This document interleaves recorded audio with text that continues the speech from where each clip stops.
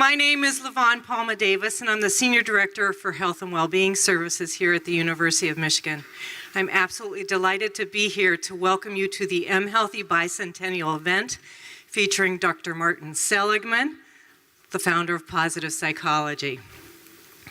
You know, when our mHealthy team started planning this event about a year ago, we really wanted to focus on something that was meaningful, relevant, and uplifting for our population. We reflected on our philosophy of well-being, which is on the screen in front of you.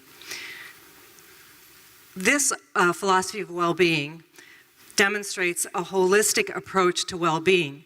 And while we often talk about physical well-being as being important to a high quality of life, as you can see from all of the elements referenced on this philosophy, there are many other contributors to a person's health and well-being. So today, we chose to focus on mental and emotional well-being as well as resiliency. And we decided to pursue Dr. Seligman, given his many years of contributions in these areas, with the belief that he could provide that uplifting presentation for all of us. During our bicentennial event, throughout the university, we celebrate the contributions of faculty and staff to this great university. This year, we also mark the 40th anniversary of the university supporting our employees by providing mental and emotional health services. Through our mental health counseling and consultation services, we offer confidential support to faculty and staff on our Ann Arbor and Michigan Medicine campuses at no cost. These services help to enhance resilience through individual counseling, work group consultations, educational programs, and organizational development, with the goal of empowering all members of our community to live their best lives. Please join me in recognizing the support provided every day to our colleagues by the Faculty and Staff Assistance Program and our Health System Employee Assistance Program. Will the staff of the EAP and FASAP who are here please stand up so that we can acknowledge you?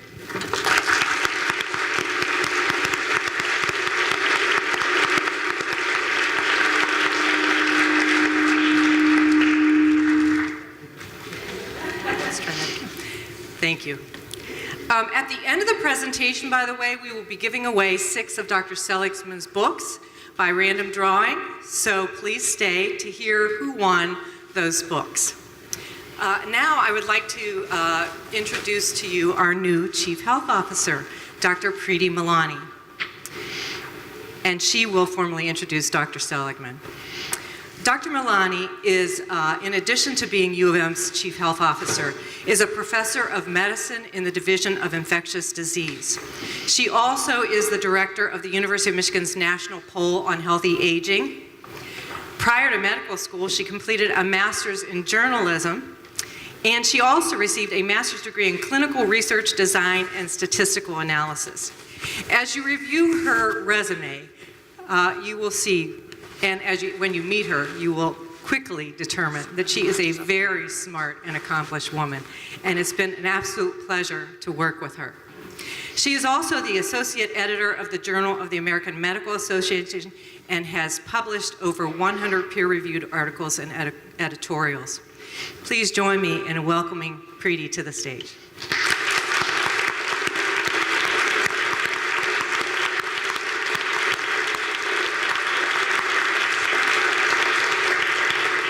Thank you, LaVon, for the kind introduction. And it's, on behalf of mHealthy, it's my pleasure to welcome all of you to today's very special event. This is one of several activities celebrating our bicentennial. And what better way to celebrate the university's 200th birthday than to have an event that highlights our commitment to well-being. As Chief Health Officer, I have the opportunity to work with a number of individuals and groups across campus to promote health and well-being of our students, our faculty and staff, and the community at large. But health is so much more than just the absence of disease. And you saw the health wheel a moment ago. Health is wellness. And when I think about health, I think about our bodies, our minds, our hearts, and our souls. I think about everything and everyone around us. And I think about not just being healthy, but the opportunity to thrive and flourish. And this idea of thriving and flourishing is synonymous with today's guest speaker. I'm delighted to have Dr. Martin E.P. Seligman join us today. Dr. Seligman is the Zellerbach Family Professor of Psychology and the Director of the Positive Psychology Center at the University of Pennsylvania. As you heard from Levon, he is known as the father of positive psychology. Dr. Seligman is a leading authority in resilience and optimism, among other things. He's the best-selling author of several books, including the aptly titled Flourish. He's the past president of the American Psychological Association and the recipient of numerous prestigious awards. His current mission is to transform social science to work on the best things in life: positive emotions, good relationships, and finding meaning both at work and at home. This morning's presentation is titled Positive Psychology and Positive Education. My friends and colleagues, it's my great honor to present Dr. Martin Seligman.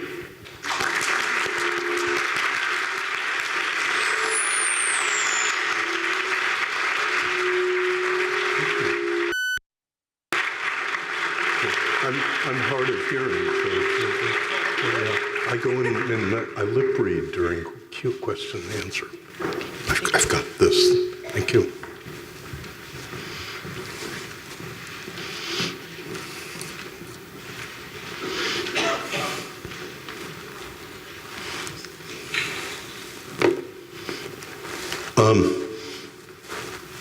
It's great to be back here again.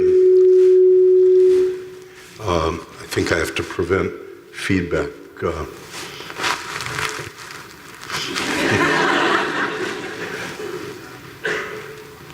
Congratulations on your 200th birthday. It's a real honor to be asked to speak on this occasion. Historically, Freud and Schopenhauer told us that the best we could ever do in life was not to be miserable. And that what a successful life was a life that held suffering as close to zero as possible.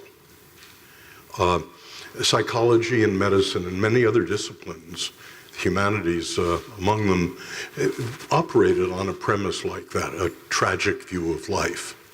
And I want to suggest to you that the Freud-Schopenhauer view is empirically false, morally insidious, and politically a dead end.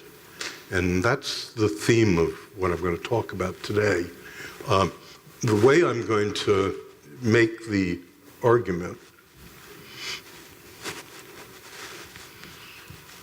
is I'm first going to ask the question of what is well-being.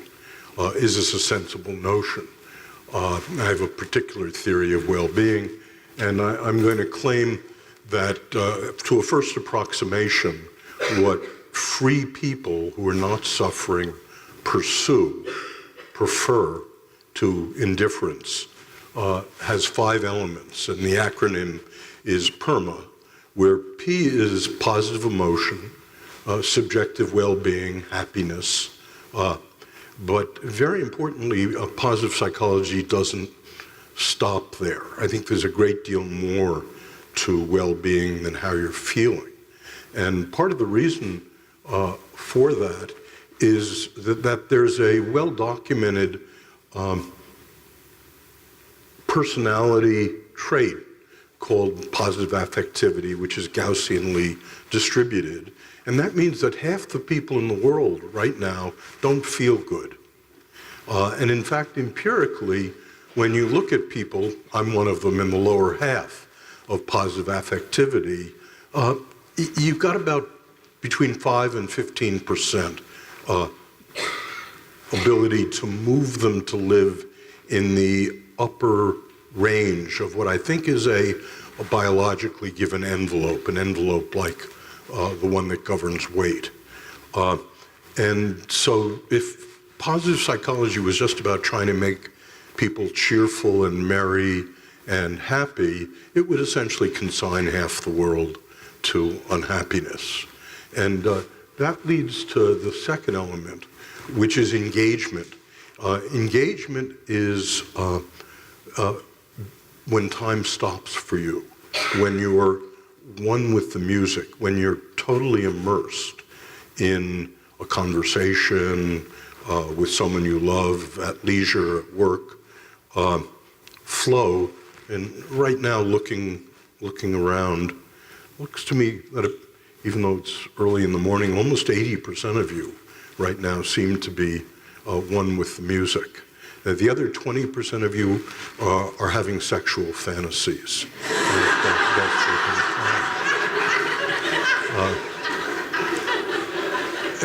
Importantly, engagement is not a subjective state. And indeed, when you ask people right after a period of flow what they were thinking or feeling, they most of the time say nothing. There's something about being captured by the moment and the engagement that seems to preempt or perhaps use all our emotional and cognitive resources. So interestingly, it's not a subjective state in the usual sense, the sense of P, happiness, subjective well-being. The third element that people choose is good relationships. And importantly, I want to make the claim that many people will choose one of these elements not in service of the others. They're not pursuing good relationships to bring happiness, because that very often isn't the case, that these are things that are their own master in evolution. So the third thing in this theory that we pursue is good relationships. And the fourth thing is meaning and purpose. We're very much like termites and wasps and bees. We're not only individual creatures, but we're very strongly hive creatures, and we want to be part of something larger. And the final thing that people pursue, free people who are not suffering, in and of itself is accomplishment, achievement, mastery, and competence. So for me, that's a first approximation to a theory of what's north of indifference, a first approximation to all the things that Freud and Schopenhauer told us don't worry about. They're not part of what we should aspire to. So the question is, after having said what is well-being, how do you measure it? And I'm going to talk about that at some length. The usual way we measure things is with questionnaires. So if I ask you on a 1 to 10 scale, Kelly, how happy are you right now? Where 1 is the conditions of my life are awful, and 10, the conditions of my life are ideal. I would say about an 8.5. 8.5. So that's a good answer. It's a little above average for the American population, which is about 7.0 on this. But the problem about questionnaires, and I've been giving them all my life, is that people lie, they reputation manage, they sometimes guess what you're after and either conform or disconfirm. And we saw last November, and again in Brexit, how unreliable questionnaires are. Well, there's a revolution now, and I'll tell you about it, complementary, and I think will ultimately replace questionnaires, that's less obtrusive, less reactive, cheaper, and allows you to look at millions of people at a time. And it's the big data revolution, and I've spent a lot of time on it. I'll tell you about it. So that's the measurement part of what I'm going to say. Then the next part is, well, if PERM is desirable, is it buildable? Or is it like your waistline? So most of you probably know that dieting is a scam. It's a $50 billion scam in the United States annually.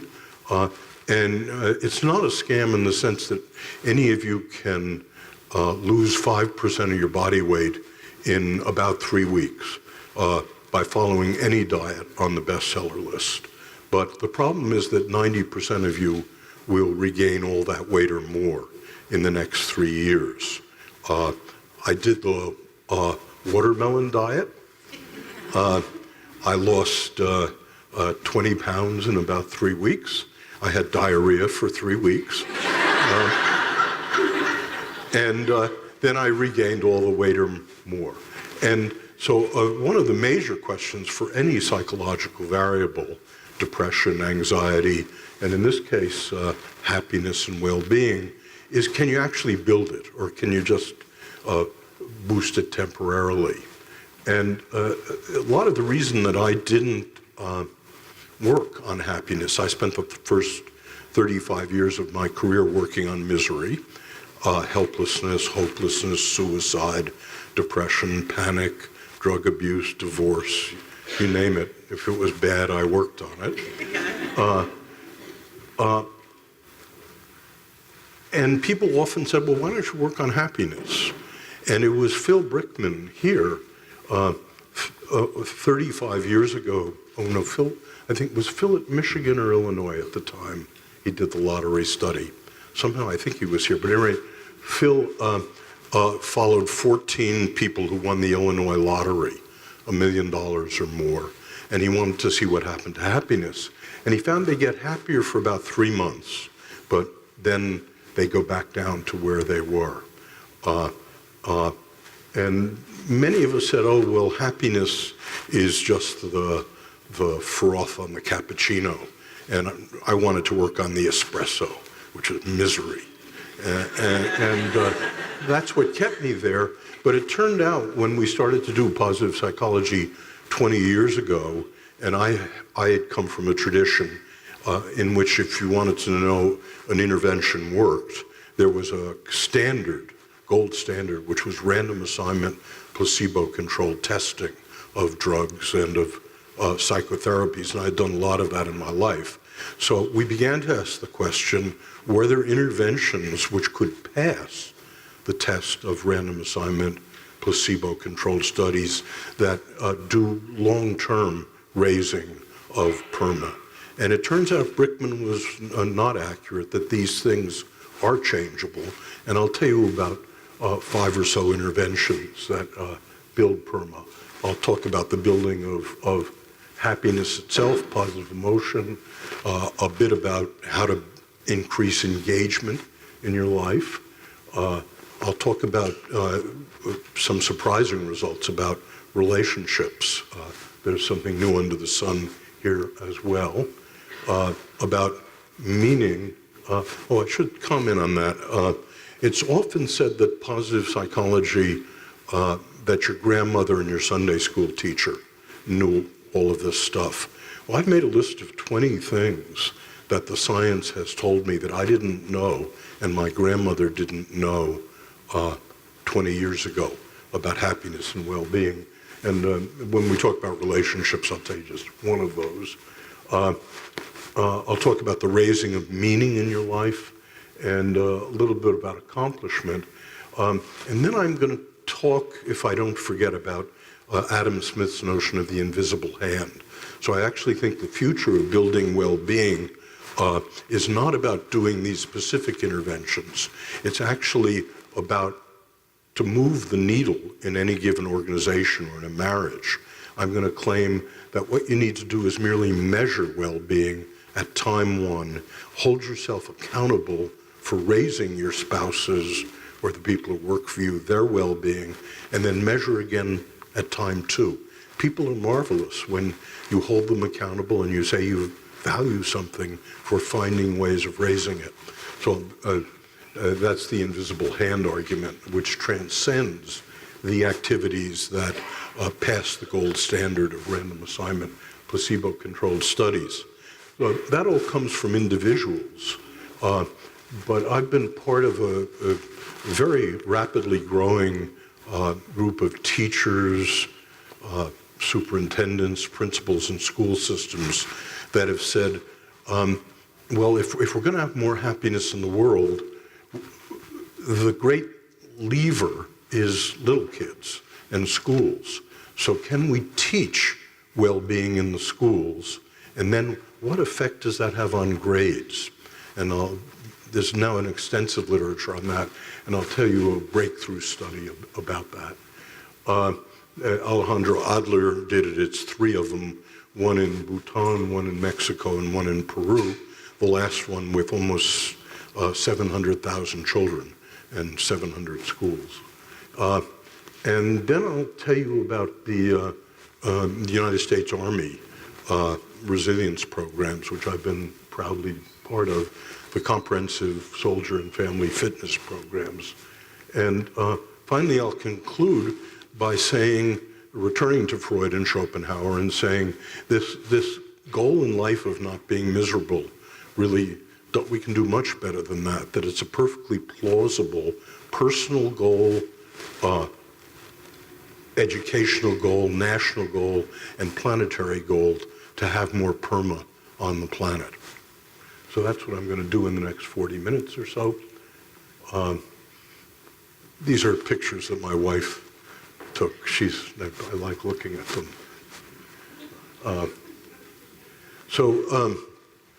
If 30 years ago I had stood up and said, well, let's work on happiness, an audience like this should not have attended.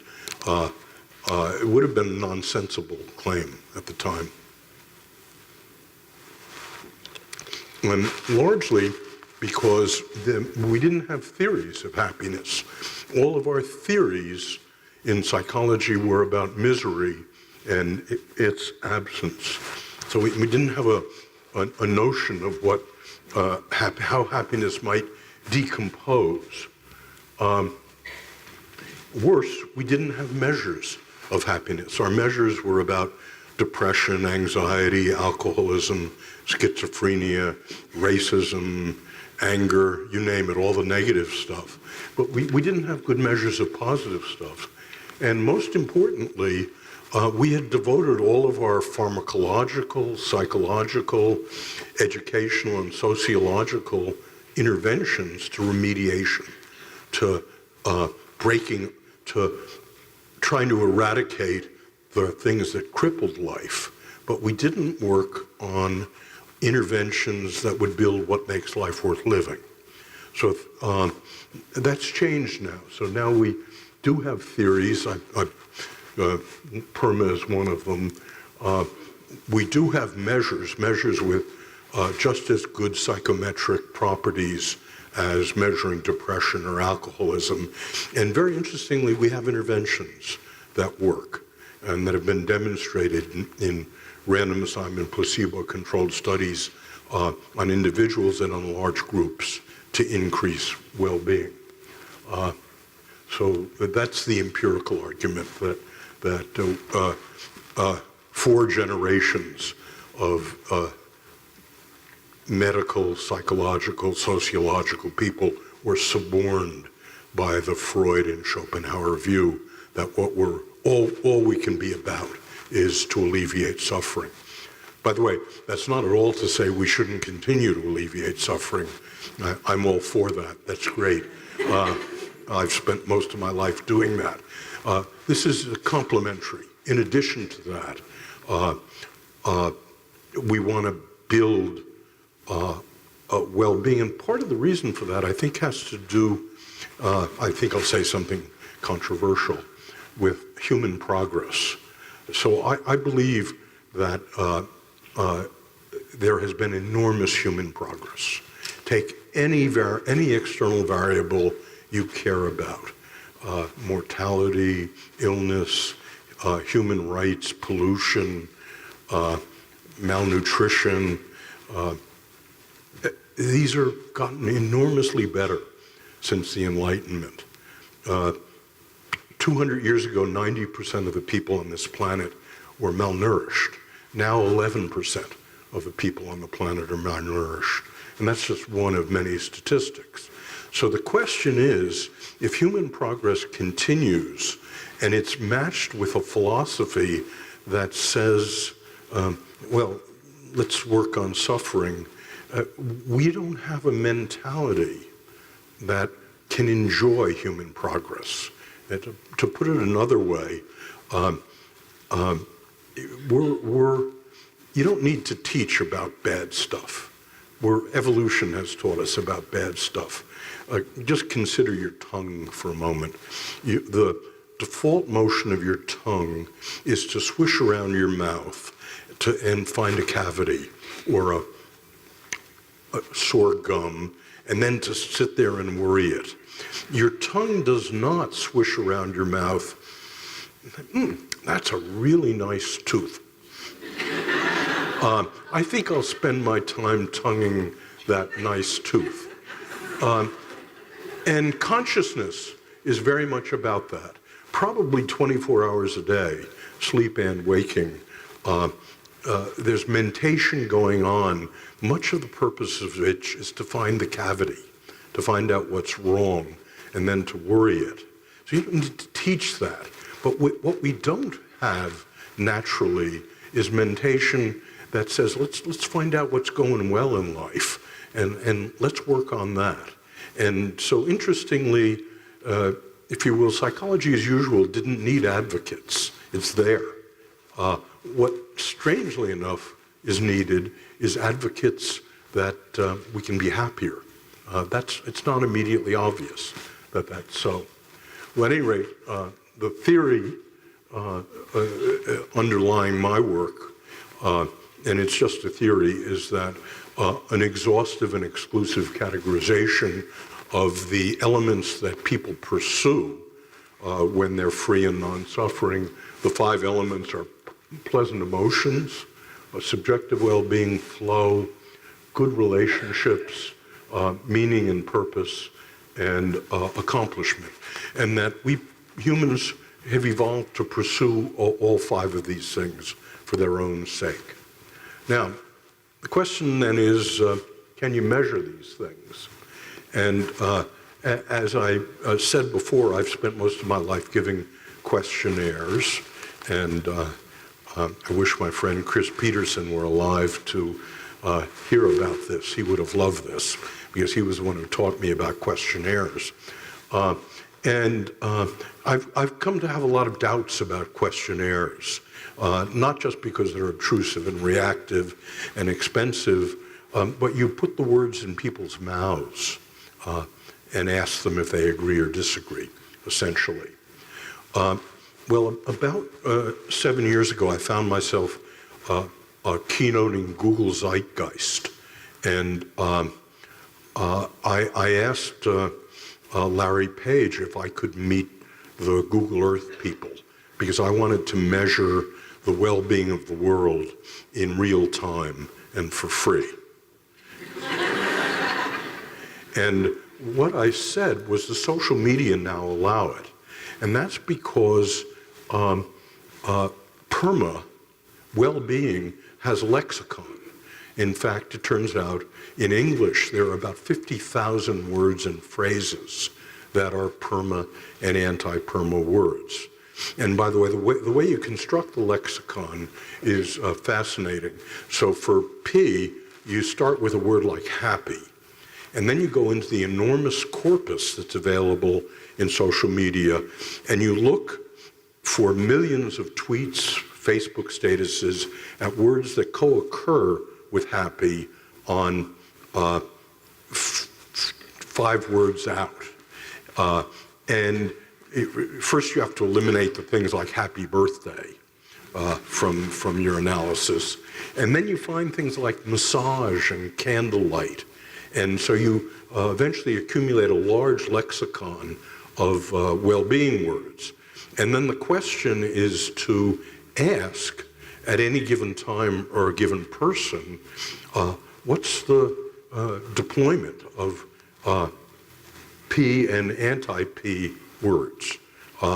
That's the measurement trick here. Let me show you what we find. So we do literally 100 million tweet studies to ask the question, what is the psychological status of large populations? So if you're interested in a policy change at, say, the University of Michigan, from my point of view, if Michigan puts up a new library. And what you want to do is not ask the people who go to the library, are you more engaged in academic work now that you have a new library? Rather, you want to look at changes in the engagement and anti-engagement lexicon as a function of the library versus control groups. And so, for example, when the Chilean miners were rescued, perma words went up in Chile for about 3 months and didn't change in Argentina. So that's the kind of thing you look at rather than doing questionnaires. So let me show you what these data look like. This is the future, I think, of measurement. This is a highly statistical slide, even though it's kind of cute. These are 40,000 women who have taken various questionnaires, but has also given us all their Facebook statuses. So the larger the word, the more it distinguishes women from men. So shopping, excited, yummy, boyfriend, hugely distinguish women from men. And the color of the word is the frequency. So a gray means pretty infrequent, like hubby. If you see hubby, you know it's a woman. And so that's what a word cloud looks like for large populations of women. You probably want to know what men look like.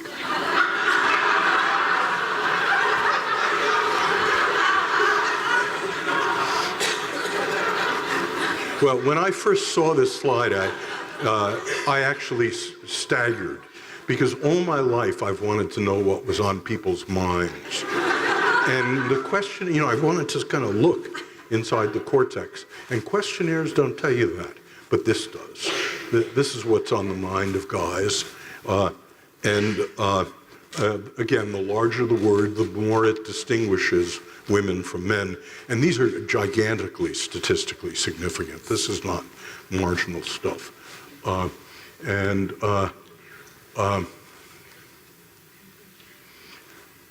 Similarly, you can look at, in huge populations, at each of the 5 perma and anti-perma elements. So you can take 10,000 people who show high positive emotion by questionnaire and ask how do their tweets differ from people who show low positive emotion. So again, people who are high positive emotion, love, amazing, God bless. People who are high accomplishment people by questionnaire are proud, great, my baby. People are high meaning people, grace, God, etc. So you can merely look at de-identified Facebook, tweets, Gmail, and get a assessment that correlates with and in many cases exceeds personality measures. So for men, women, if I merely have a few of your tweets and fit them to the algorithm for men and women, I can with 92% accuracy say whether or not you're a man or a woman, which is the upper limit. When you ask people, 92% is the upper limit for are you a man or a woman. Similarly, you can do anti-perma words. You can look at people who on questionnaires and on demographic stuff have bad relationships, and you can ask how do their tweets differ from those people who have good relationships. And interesting, why, hate, wrong, not, and the like. So is this clear so far? You can, by the way, combine questionnaires and word clouds to create superordinate variables from this for the purpose of prediction. There's developmental history. These are just American and British data. So what's on your kids' minds? And this is what's at homework, school, tomorrow. Again, many thousands of teenagers. When they graduate from college, again, the larger the word, the more it distinguishes 23-year-olds from teenagers and the rest. New job, enjoying beer, office. And for this audience, for the most part, these are the words that distinguish you from younger people. Importantly, I've grouped this into topics. So you don't need to create topics. There's a nice machine learning ways of segregating topics that go together. So at your age, you're doing a family topic with wonderful friends, a children topic, a God topic, and a country topic. And that distinguishes you from younger people. Like many of the people in this audience, I've been interested in issues like neuroticism. You know, what is a neurotic person versus what is a healthy person? So this is 80,000 people who on personality inventories score high neuroticism or low neuroticism, and then we have their Facebook statuses. So high neurotic people, depressed, sick of, hate, crap, worse. And low neurotic people, basketball, success, blessed. And I'm not preaching here. These are the data.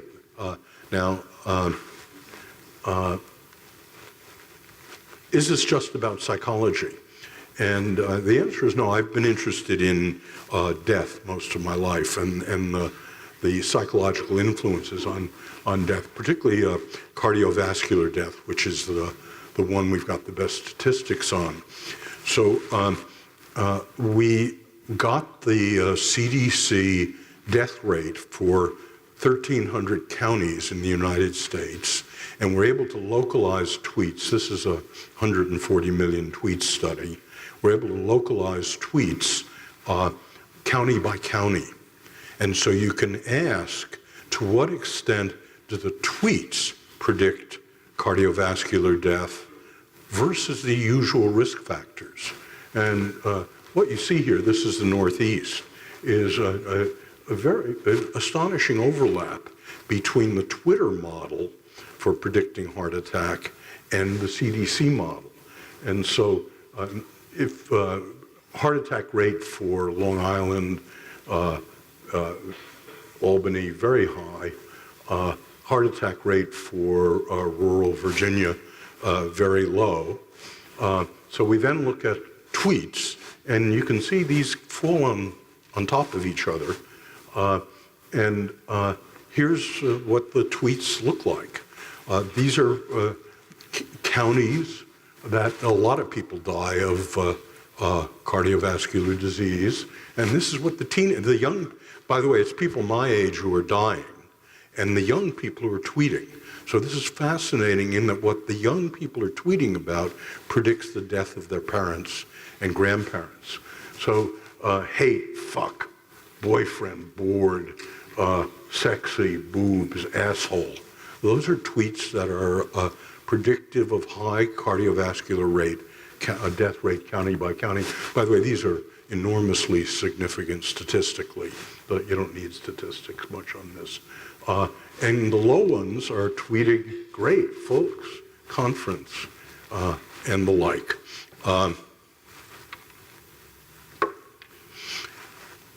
just a throwaway line here. You may think this is merely a correlation, that this is the kind of things that, and by the way, if we do epidemiological modeling, so we take the 10 leading risk factors, county by county, for heart attack, obesity, race, gender, et cetera, et cetera. You put them into a model to predict county by county death rate, and you take tweets, and the tweets alone outpredict the 10 leading risk factors taken together. Very surprising for us. So the throwaway line is, you may think that this is a mere correlation, that neurotic people are people who are going to die of heart attacks, say fuck and asshole a lot. I actually think it's causal. That is, I have a very simplistic view of the heart, that it's a pump, and your heart is rated at 100 billion strokes. And when you use those strokes up, the pump breaks. If you walk around the world thinking asshole, dangerous, stupid, you're sympathetic, you're using up those beats quickly. It's sympathetic, you're in sympathetic arousal a lot. If you're thinking wonderful, conference, great, bless, your vagal tone is better. You're using those beats up slow. So I'm very interested in the question of whether or not if you merely change people's tweeting and writing to use better words, if you save lives. So that's the first half of the talk. And what I've said so far is that well-being is a plausible theoretical entity, and we can measure it. And it's desirable. People want happiness. They want accomplishment. And so now the Phil Brickman question is, can you change your well-being? Can you actually have more of it tomorrow or next year than you do now? And so I've spent a lot of my life, last 20 years, supporting these kinds of studies and doing some myself. Now, just a little bit about methodology here. So when I hear a good idea about an intervention for well-being, I try it on myself. I'm a pessimist and a depressive. I think that only pessimistic people can do serious work on optimism. And if it works on me, I give it to my wife and 7 children. And if it works on them, I give it to my graduate students. And we then often do clinical studies in the clinic on this. But clinical studies are very expensive, as you know, and I'll talk about other ways. And then if it seems to work there, then we put it up on my website. So I have a free website called AuthenticHappiness.org. About last time I looked, almost 5 million people have registered at that website. And it has all the tests of well-being on it. But every so often I'll put up a link, and the link says interventions. And if you go to the link, it says, Professor Seligman would like to know what reduces depression and what raises happiness, and what's a placebo. So if you're willing to do this, we're going to give you an exercise to do. You won't know whether or not it's a placebo, and half of the exercises we think are inert. And we're going to bug you for the next 6 months measuring this, that, and the other thing. And so that's the methodology, and it's much cheaper than clinical studies. The sampling is better if you do it right, and the numbers you can do it on, are huge. So again, it's sort of like the big data stuff. There's just a better way of doing studies that I'd spent literally millions of dollars in the old days doing. And what we found out is there are about 10 exercises that work, that pass the random assignment placebo-controlled test. And I'll just go through a few of them. The one that works quite well is called 3 blessings. Very simple. None of these are complicated at all. The 3 blessings one is every night for the next week, write down 3 things that went well today and why they went well. And we find a couple of things about this. 6 months later, people who do this are statistically less depressed and more higher life satisfaction than controls. And secondly, it's addicting. And this is pretty important. So as someone who's done all sorts of interventions, medication and dieting and cognitive therapy and the like,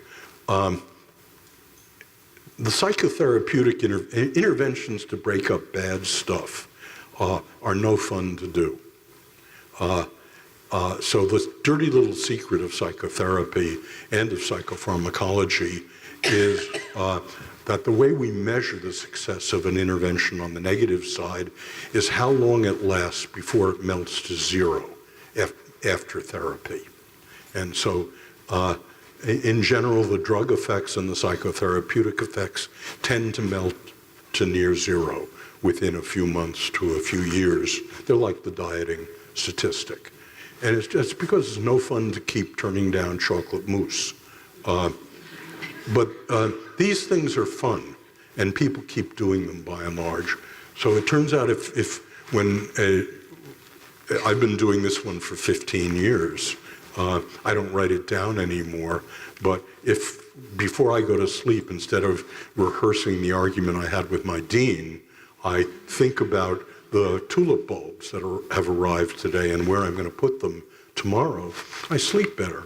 I wake up happier, and it's addicting to do. So that's one. A second is one that Chris Peterson and Nansuk Park were instrumental in doing. They created a handbook of the sanities, the strengths and virtues. And along with this, they created a test called the Signature Strengths Test. And it's free. 3.5 million, 4 million people around the world have now taken this test, as best I can tell. And it tells you what your 5 highest strengths are. And it's huge samples. So if you want to know something like where does your sense of humor stand relative to other American women, the norms are there and we know about them. And the exercise that follows from this is, if this were an overnight group, how many of you have taken the Signature Strengths Test? Okay, well, I would have had you all take it. You'd know what your 5 highest strengths are. And then I'll do half the exercise with you now. So close your eyes. Think of something that you have to do at work that you don't like doing. Okay, open your eyes. That's the exercise pretty much. And your assignment is, knowing what your signature strengths are, next week do those things at work using your highest strength. So take a long cut to do them. And so one student I worked with, he would study at the library at Penn until midnight and then had to walk home through the slums of West Philadelphia, an hour away. And it was a very scary walk, and it was the worst part of his day. And so his task was to take that walk using his highest strengths. So he, notice that the creativity here is done by the person to do this. So he bought a stopwatch and a pair of rollerblades, and he declared the walk an Olympic event. And he timed himself to produce the world's best time every night. And then when he got to an asymptotic time, he'd take longer walks. He'd sort of like the high hurdles to do it. So that's the end. Again, statistically, when you do this 6 months later, people are less depressed and have higher life satisfaction. And it's sticky. People like using what they're good at. And by the way, I should comment on that. How many of you are therapists? Yeah, so I'm a therapist also.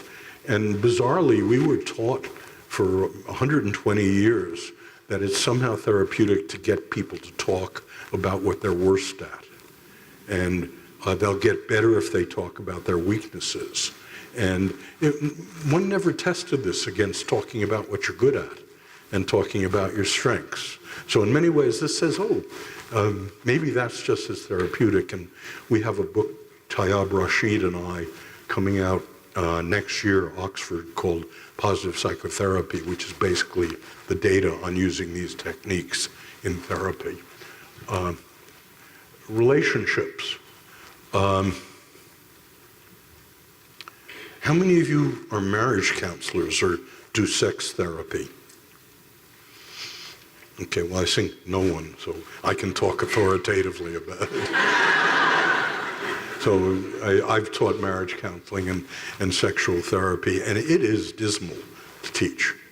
And basically it's because you're trying to make insufferable marriages barely tolerable. And people are lying to you, they're lying to each other, and the success rates of marital therapy are right at the bottom of all the therapies. But about 10 years ago, there's a field now called positive marital therapy. And what they decided to do was, instead of doing our usual marriage manual stuff, in which you teach couples to fight better, you teach couples about how to celebrate better. And so the key to it is your spouse comes home from work and she's been promoted. So a good thing, she comes in, she tells you she's been promoted. And what do you say to her? Well, what you say to her groups into this 2x2 table. And what I used to do until I read this literature, and what almost all of you do, is passive constructive, which is, congratulations, dear, you deserve it. That has no effect on anything at all. We've trained more than 40,000 drill sergeants in the United States Army. They do active destructive. So their wife comes home, she's been promoted, she's gotten a raise at work. They say, you know what tax bracket that's going to put us into? And that's a relationship destroyer. And quite a few people do passive destructive. They change the subject, what's for dinner? And the only thing that works, and now there are manuals about how to do it, is active constructive. And in active constructive, you try to get your spouse to relive the experience. So you say, exactly where were you when your boss told you had been promoted? And she describes it. You say, now, verbatim, what did he say to you about why you were promoted? Now, what do you think the real reasons were? What do you think your highest strengths are that got you promoted? And tell me an instance of when you used them. And then how can you use those strengths more with the twins or at church? Let's open a bottle of champagne. Now, when you teach people to do that, and it does not come naturally, it's a lot of work, sexuality gets better, love and commitment go up, and divorce rate goes down. If you remember nothing else from this talk, it is the next time someone you love tells you about a victory, use active constructive, spend a lot of time on it. That's kind of, this premise about somehow if you get people talking about what goes wrong in their life, that will form a good relationships. Good relationships form when people talk about what they're proud of and what they're best at. Meaning and purpose.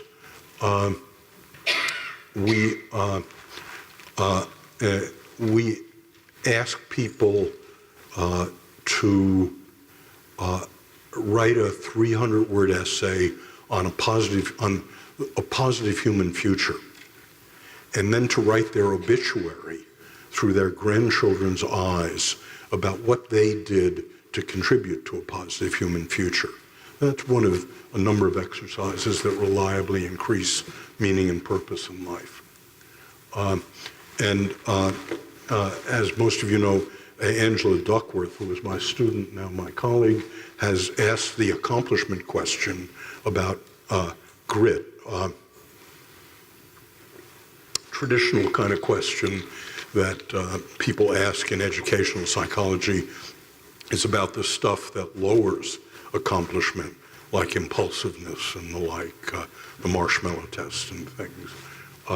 Angela asks, what are the positive things that increase accomplishment? And she basically finds that self-discipline and grit account for about twice as much success in grade point average, getting into college, staying at West Point, then do the cognitive variables like talent. So that's a summary of PERMA and some surprising things about it. And I want to reiterate that I don't think this is the future of interventions in positive psychology. I think an invisible hand is. And in invisible hand, your assignment, let's say I make your assignment to make your spouse increase his PERMA over the next month. Now, I don't think you would have him make gratitude visits and the like, but rather you know the kinds of things that he likes, that bring happiness, that bring engagement, that bring meaning. So if you merely measure his PERMA today and you decide we're going to measure it again in a month, and your job is to increase it, you will find ways of increasing PERMA. So the invisible hand argument basically says with your employees, if you're a manager, we're going to hold you accountable for increases in PERMA in the same way we hold you accountable for increases in productivity. And we're going to measure it at time 1 and time 2. Increasing well-being is local. You know the people who work for you, go to it. That is the way I think the needle moves here. For those of you who want a big version of this, this is a 5-course specialization that Coursera offers. I think it costs $70 or something like that, but it's out of the University of Pennsylvania, and it's the 5 basic courses in positive psychology. So the last empirical question I want to deal with is can we raise the PERMA of large organizations, of whole school systems, or businesses or nations? In positive education, as we got to know ministers of education and school principals, and we said we wanted to teach kids to be happy, what we usually heard was, well, you know, schools are not about morale. Schools are about literacy, numeracy, science. And you want to spend money, schools are a zero-sum game. You want to take time and money and teach life satisfaction and PERMA. Well, are you going to stop teaching geometry or whatever? And so the question of what the relationship of building well-being in kids to academic accomplishment becomes very important.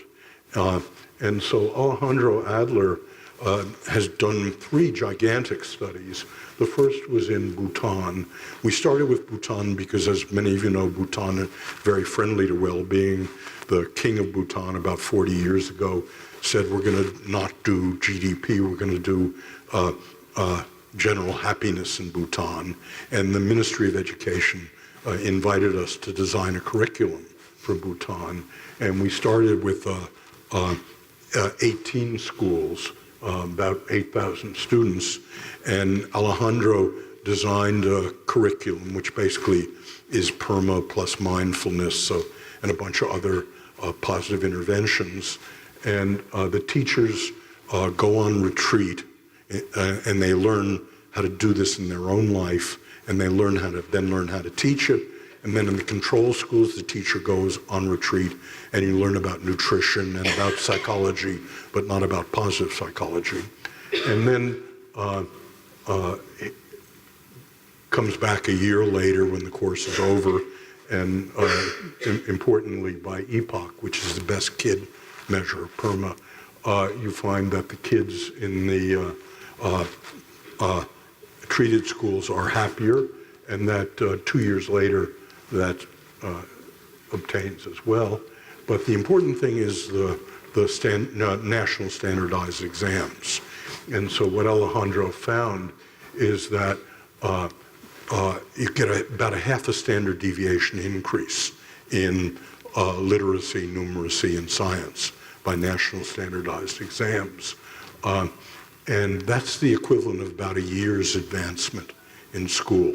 So actually, building happiness in kids probably does better than intensive courses in the subjects they're learning about. And importantly, the mediators of this are engagement and persistence. So the kids are more engaged in school and they're more persistent.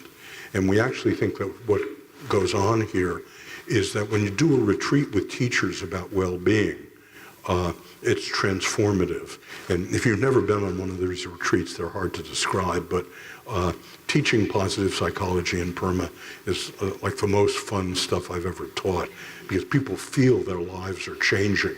Unlike when you teach about schizophrenia and alcoholism, you can't assign people to go out and binge drink for the weekend. But you can assign people to do these exercises, and they can see the results. And we think the teachers are rejuvenated by this, and they become more engageable as teachers. He then did this in Spanish in his home country of Mexico, in the state of Jalisco, with about 70,000 kids. Again, found the same increase in well-being and the same significant increase in standardized tests. And then with the World Bank in Peru, with almost 700,000 kids, he did the same thing. Again, found that happiness went up, and that standardized tests went up. You may notice the effect was smaller as you went, and that's the reason is that in Bhutan, we were able to do all the training ourselves. In Mexico, it was so large, our trainers trained trainers who then delivered it. In Peru, our trainers trained trainers who trained trainers who then delivered it. So you get successive dilution here. The final empirical thing that I want to mention is the United States Army. About 10 years ago, George Casey, the Chief of Staff of the United States Army, came to me and said, he invited me to the Pentagon to a meeting of the General Staff, and he said, suicide, post-traumatic stress disorder, drug abuse, divorce, panic. What does positive psychology say about that, Dr. Seligman? And I said, sir, the reaction of human beings to awful events like combat is Gaussian. And you've just described the left-hand side of the curve, men and women who have their lives ruined by combat. But importantly, in the middle of the curve, there's what's called resilience. And resilience operationally is people who go through a tough time in combat, but 3 months later are back where they were by psychological and physical tests. And on the right-hand side of the curve, and just as frequent, we believe, as post-traumatic stress disorder, is post-traumatic growth. These are people who often have a terrible time in combat and show PTSD, but a year later are stronger than they were by physical and psychological measures. And so my recommendation, General, is to move the entire distribution toward post-traumatic growth. General Casey said, we know about that. We've read your work in schools. We see you teach teachers about how to use resilience in their lives, and then the teachers teach the students. That's the Army model. We've got 40,000 teachers in the Army. I said, yeah? He said, the drill sergeants. So your job, Dr. Seligman, will see to it that all the drill sergeants in the United States Army are trained in resilience and positive psychology, and they will train the 1.1 million soldiers. And whereupon he allocated $140 million to doing it.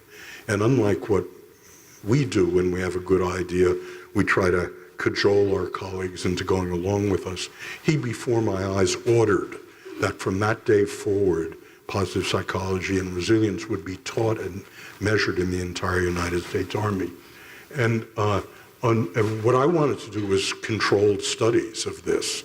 But this became so popular so fast that we lost our control groups. It's now a regulation in the Army to be taught positive psychology. But for a year or so, we did have control groups who weren't taught.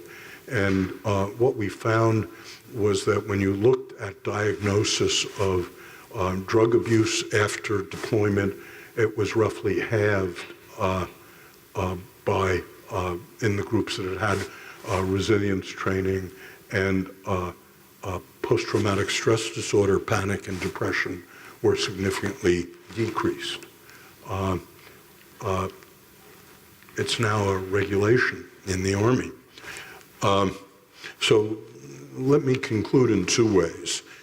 Since this is a university audience and most of you are teachers, I did want to conclude with a positive vision for education, both at the University of Michigan and in schools. There are now two major universities in the world now call themselves positive universities and teach positive psychology at all levels.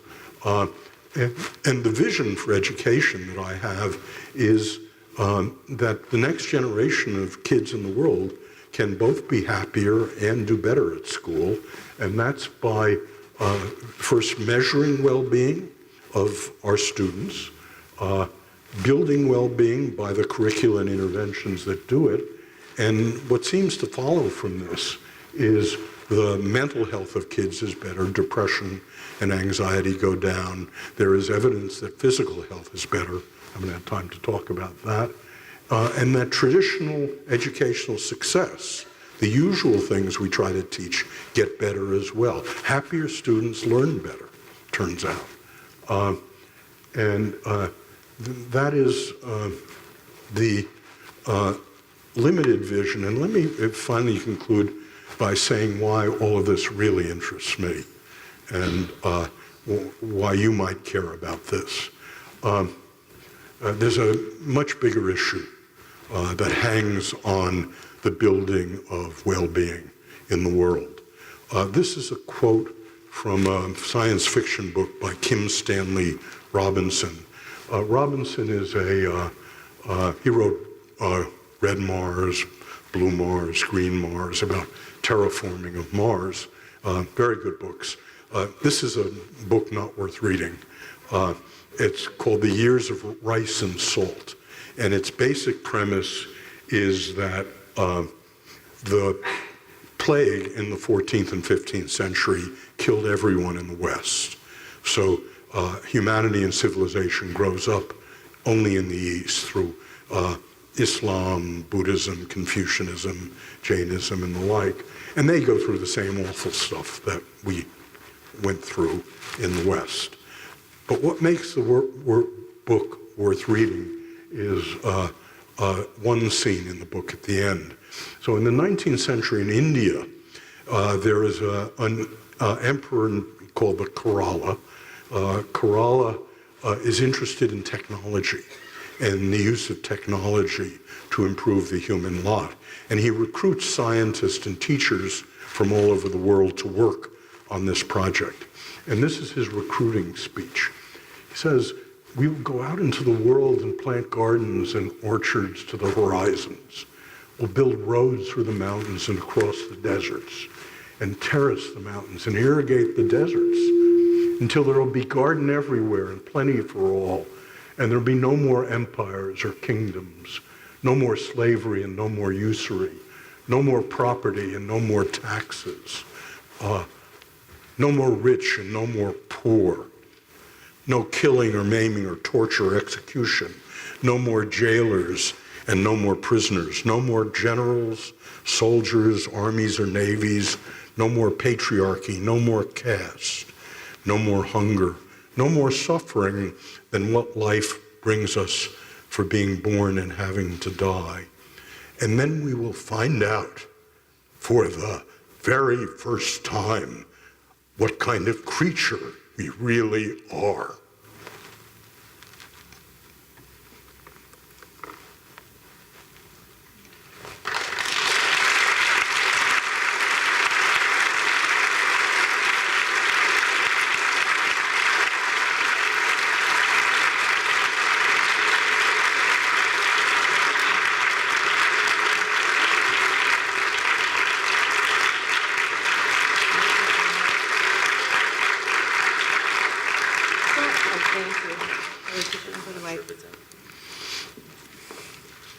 Thank you so much. Thank you so much, Dr. Seligman. What a wonderful gift today to have you engaged with us, sharing your wisdom and helping us rise up to the PERMA vision. Thank you. We're going to have some time for questions and answers now. So I'm going to let Dr. Seligman go ahead and take that, and then we'll follow up after that. Any questions?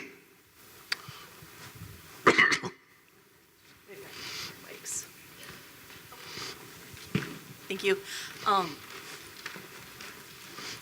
Thank you. So I'm not a teacher, I'm a staff member, but I am a parent. I have a 10-month-old. Is the microphone on?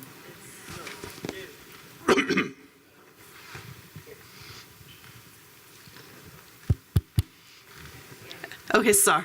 Whoa. It's on now. So I'm not a teacher, I'm a staff member here, but I am a parent. I have a 10-month-old at home. And given sort of the state of U.S. education, it's highly unlikely that she will be going to a school that teaches PERMA or takes these sorts of things into consideration. So do you have any recommendations for parents and how we can build these skills at home to increase well-being, but also the engagement and persistence that she'll need in school and beyond? Well, so let me first comment on the spread of, so I've just written, I'm on the United Nations Education Committee, so I've just written an essay on positive education around the world for the United Nations. And interestingly, the United States is really at the bottom, where this is spreading like wildfire. For example, in China. So in one city in China, Zhengcheng, in Guangdong, the mayor, 80,000 teachers have been taught positive education for 240,000 kids. And this is just, so it's in China, in Australia, in India, even in the Middle East. So interestingly, the Emir of Dubai last year created 4 new cabinet positions. A minister of happiness, a minister of tolerance, a minister of the future, and a minister of youth. The minister of youth is 22 years old, and 3 of the 4 ministers are female, interestingly. The minister of happiness essentially runs the whole budget of Dubai. So all of Dubai's budget must go through her office. And she asked the question, does this increase happiness? And they're doing a lot of school stuff. And interestingly, you know, there was a revolution in Saudi Arabia about 2 months ago, the young crown prince. And within a couple of days, we got email from his office saying, Saudi youth have been miseducated. We want positive education for Saudi Arabia. And so we've gone off to Riyadh. And so even in the Middle East, this is happening. It's not really happening in America. It's happening in a few private schools in America. The KIPP schools, for example, use this. But American education is very decentralized and unionized and kind of hard to penetrate public education. We've been able to penetrate it a bit in private schools and the like. They have a lot more freedom. So these are exercises that parents can do. Having had 7 children, I have to tell you my doubts about parents and children.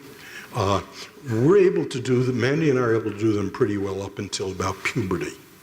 But about puberty, the kids, really, our teenagers really don't want to hear from us. And, you know, if we say it, it's probably wrong. So my guess is that if you take the exercises that I talked about that are in my book, Flourish, or The Optimistic Child as a Parent, you can do those with decent effects up until about age 10. But I don't think parents are the answer after age 10. Then I think it's peers and schools.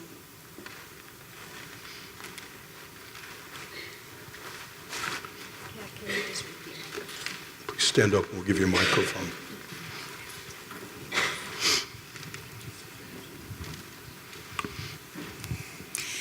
how can we gain access to your tools for measuring? Oh, the tools for measuring are free. So if you just go to the website, AuthenticHappiness.org, they're all there on the website. But the future ones, the algorithms for looking at big data on large populations, we've created the algorithms. We're happy to collaborate on having you run your data through the algorithms. But that you have to do, that takes the University of Pennsylvania to do it. And not very expensive. I spent $5 million creating the algorithms, but now that we've got them, essentially we just want to spread them. Hi. You've written that the inclusion of accomplishment in your well-being model is more of descriptive than, or it emphasizes the descriptive nature of the model, that it's something that people pursue for its own sake. And I guess I wonder, if you think that it's also something that should be pursued for its own sake, and if it's something that makes us better off, and if so, how, in what way?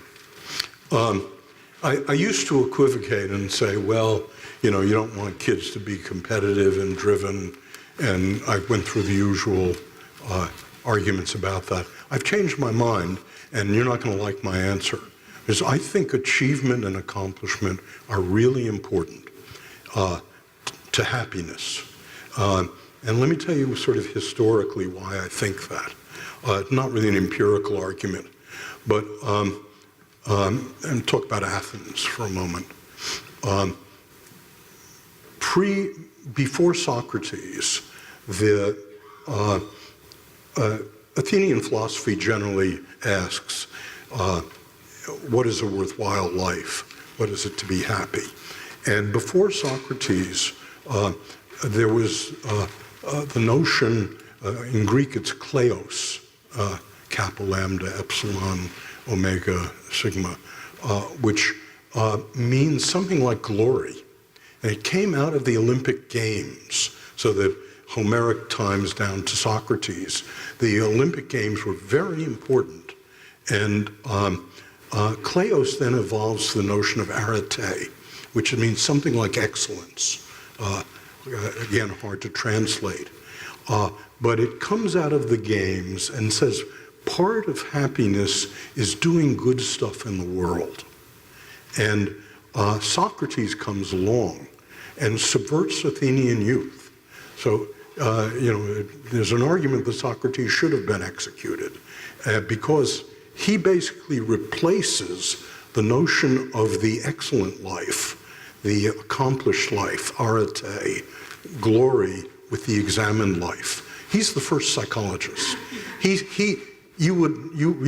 in the Socratic tradition, which says, oh, all this stuff is really internal and psychological. And I've come to the view that, psychology matters here, but there's a great deal to say for accomplishing things in the world. That you can't call someone happy if they're just happy in their head. Calling someone happy has to do with real relationships in the world and real accomplishment in the world. So I've regressed about this.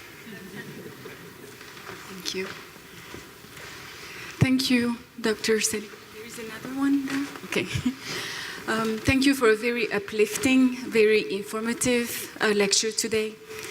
The question that I have for you is with respect to big data. So what you demonstrated to us was the value of big data, and its use for the research platform, and what you showed about, female language and male language was extremely interesting, informative. But what about the use of big data, and above all, the use of the data that comes from social media and the negative emotions that they generate, above all for the teenagers, for the young people today? So that's the other side of big data and social media that I wanted to see whether you could tackle. So big data, while it has virtues like being unobtrusive, non-reactive, and cheap, also has a lot of artifacts in it. People are reputation managing in Facebook and the like. And people my age don't do big data. So there are corrections you can do for reputation management and for age, but they're imperfect. So I guess I want to say this is progress, but it's imperfect progress. But also, the social media are here to stay. And I think it's sort of like King Canute trying to hold them back. And they may be bad for people in many ways, but they're permanent. And so we need to figure out how to use the social media to produce more well-being and more prosperity. And we don't know how to do that now. In many ways, the social media are often negative forces. One other thing to say about big data, if you do it, it's very important to anonymize and de-identify the big data. Otherwise, you just can't get cooperation.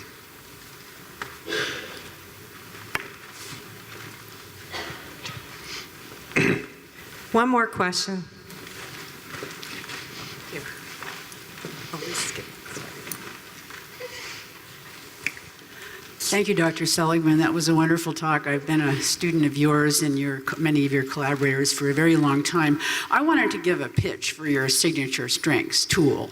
And I just want to really say that I took this many years ago, and it's not, I do want to say, it's not, it takes a while, right? And I, even when I was taking it, I was a bit whiny because, you know, there are choices and you think, well, I don't want to choose between those two things, right? But I just wanted to say that it's well worth the effort. Hang in there and take it, because it's very eye-opening, and sometimes, and it wasn't always easy, you know, to see the results. I mean, I had things at the bottom, if you will, my bottom 5, and thought, oh, but I just really want to give a pitch for it, so hang in there. It's really well worth taking this and getting the results. It's very, very powerful. I don't know if you wanted to add anything about that. Oh, yeah. So we're very fortunate to have the person who really created the signature strengths test here.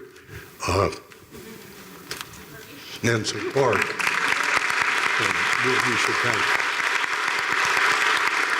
So an appropriate way to end is to thank Nan Sook and to thank Chris Peterson.